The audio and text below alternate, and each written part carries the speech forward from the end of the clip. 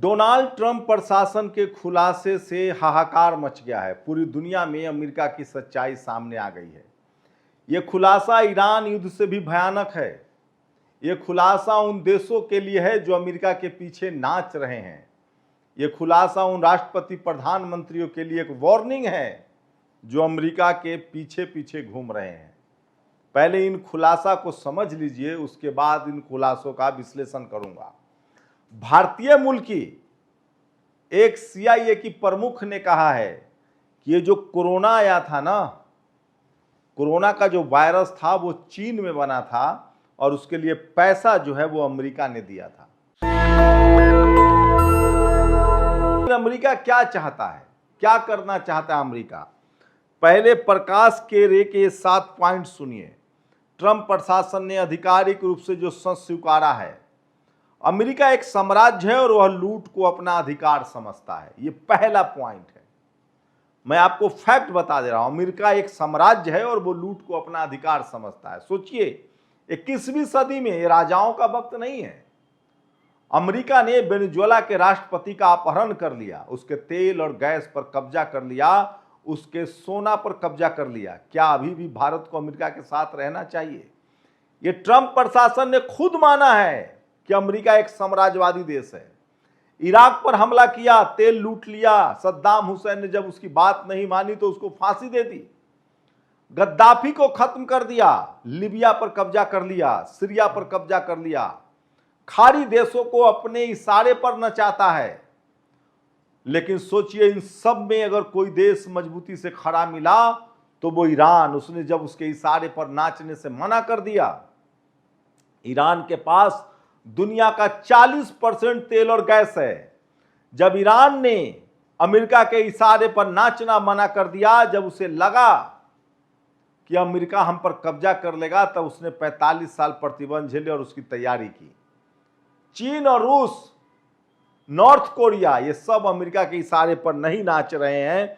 ये सबसे बड़ी खबर बता रहा हूं। तो ये तो पहला है कि वो ईरान पर कब्जा करना चाहता था। साम्राज्यवादी देश है जो उसकी बात नहीं मानता है। जिस देश का प्रधानमंत्री राष्ट्रपति उसके साथ है और उसकी बात नहीं मानता है, वो उस पर कब्जा कर लेता है। तो अमेरिका एक साम्राज्य है और वो लूट को अपना अधिकार समझता है। अमेरिका ने इजराइल के फिलिस्तीनियों और लेबनानियों के जनसंहार को प्रायोजित किया है। अमेरिका ने खुद माना है कि उसने लेबनान में और फिलिस्तीन में जो लोगों का नरसंहार हुआ है उसके पीछे वो खुद है। इसका मतलब चीन सही है, रूस सही है, ईरान सही है। इसका मतलब जो मासूम बच्चे मारे गए हैं और इसमें उसका मददगार है उस देश की मीडिया जो दुनिया भर में इस्लामोफोबिया फैलाती है। सोचिए, लेबनानियों को मारने के लिए, फिलिस्तीनियों को मारने के लिए जो प्रायोजित हथियार जो दिए गए वो अमेरिका ने दिया है। ये सबसे बड़ा खुलासा है।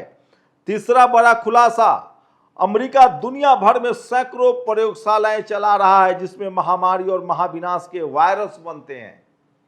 अब खुद तुलसी गबार्ड, जो वहां की सीआईए की प्रमुख हैं, उन्होंने कहा है कि अब चीन में जो वायरस बना था, कोरोना वायरस, उसके लिए अमेरिका ने पैसा दिया था। तो क्या अमेरिका दुनिया भर में बीमारी पैदा करता है, वायरस पैदा करता है और फिर उसके टीका के नाम पर देश को लूटता है, दुनिया को लूटता है? सोचिए कितनी नीचता की हदें पार करता है अमेरिका। ये सबसे बड़ी खबर है और ये डोनाल्ड प्रशासन ने बात किया। उसके बाद मैं एप्स्टीन फाइल की भी बात करूंगा। कोरोना महामारी का वायरस अमेरिका प्रायोजित प्रयोगशाला से निकला था।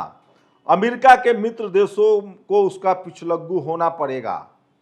अमेरिका से संबंध की एक कीमत होती है, समझ गए आप? अमेरिका के मित्र देशों को उसका पिछलग्गू होना पड़ेगा और अमेरिका से दोस्ती की एक कीमत होती है। तो क्या वो कीमत भारत चुका रहा है? $20 बिलियन का इन्वेस्टमेंट कर रहा है। क्या उस कीमत को बदले भारत को $500 बिलियन का ट्रेड डील करना पड़ेगा जिसमें हम सिर्फ अमेरिका से खरीदेंगे? ये कितना खतरनाक है सो समझिए। लेकिन इस सारे प्रोपेगेंडा, इस सारे वर्चस्ववादी के नीतियों को ईरान ने धत्ता बता दिया है और 28 फरवरी से हुए युद्ध जो शुरू हुआ था उसमें अमेरिका को घुटने पर ईरान ने टिका दिया और इसीलिए दुनिया राहत की सांस ले रही है।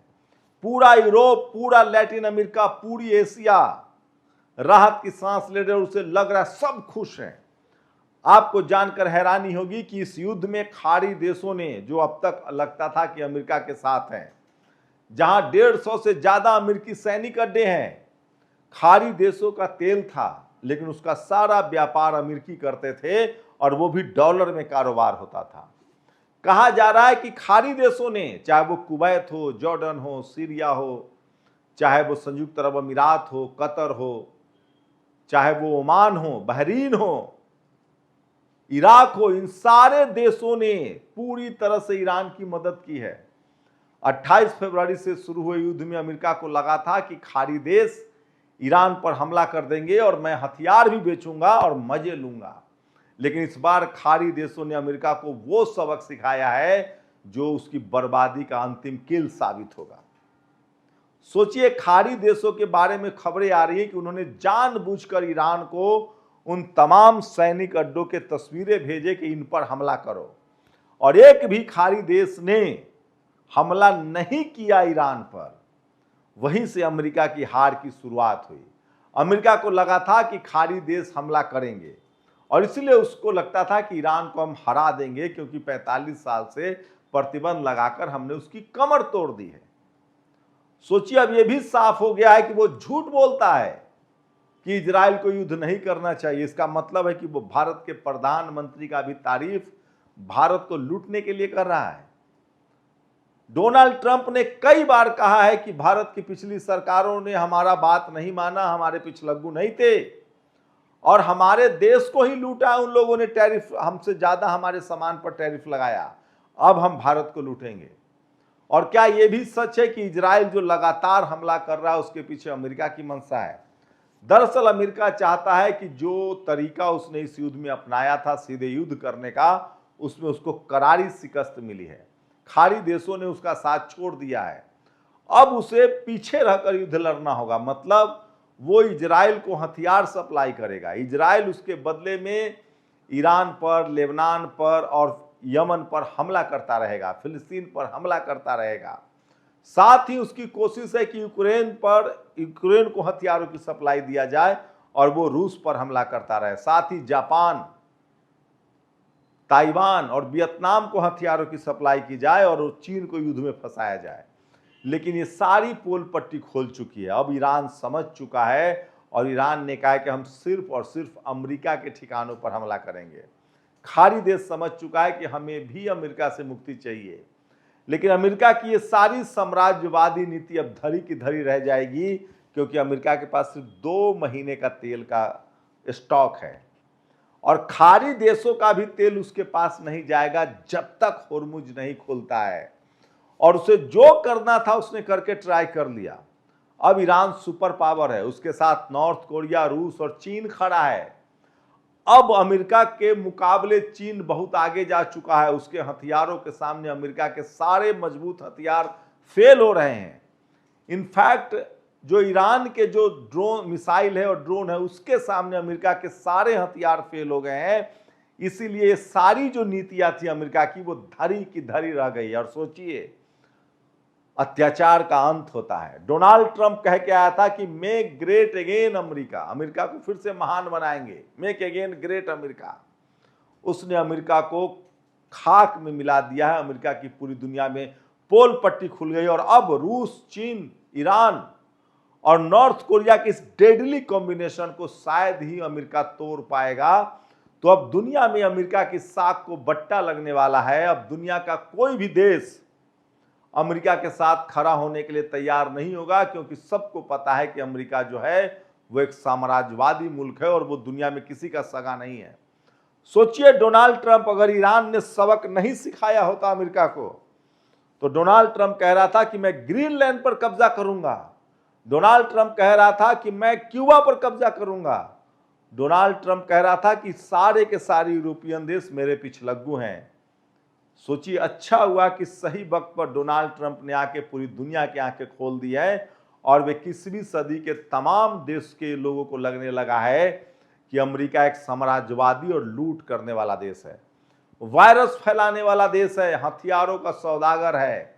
अमेरिका को सबसे बड़ा झटका लगा है कि उसके सारे जो हथियारों के सौदे थे उसे रद्द कर दिया गया है। तो एक ईरान ने अमेरिका को वहां खड़ा कर दिया है जहां किसी देश ने नहीं सोचा था।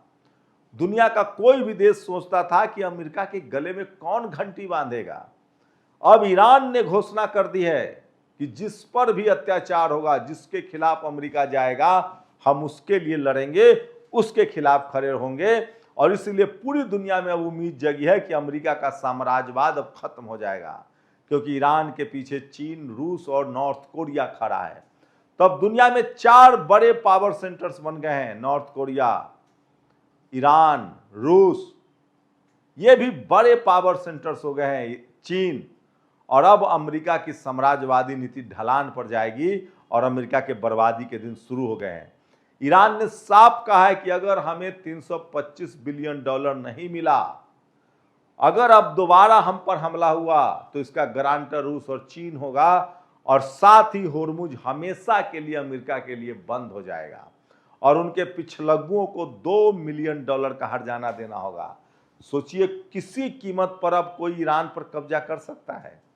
जो भी ईरान पर हमला करेगा, ईरान के पास 2.5 लाख मिसाइलों का जखीरा है, 10 सालों तक वो हमला कर सकता है। कौन है दुनिया का देश जो उस पर इस तरह की गुस्ताखी करने का फैसला करेगा, जबकि उसके साथ रूस और चीन खड़ा है?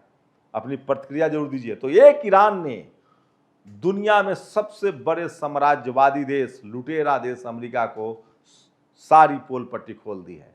शुक्रिया।